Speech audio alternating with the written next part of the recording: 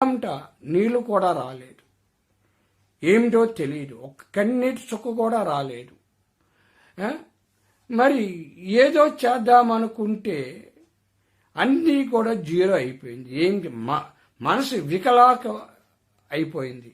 వెంటనే రిటర్న్ వెళ్తున్నా, నా కర్తవ్య బోధన ఏటో తెలియచేయమ్మా అని గట్టిగా అరుచుకోవడం జరిగింది.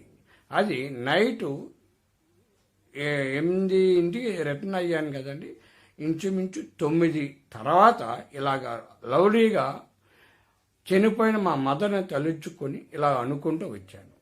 వెంటనే మా తల్లిగారు ఆత్మరూపములో నా బండి పక్కనే, అంటే ఎలాగ కనబడిందంటే అండి, నా బండి పక్కన ఇంకో బండి ఫాలో అవుతున్నట్టుగా. ఇప్పుడు అర్ధరాత్రి నేను ఎక్కడికి రావాలి? మళ్ళీ హైదరాబాద్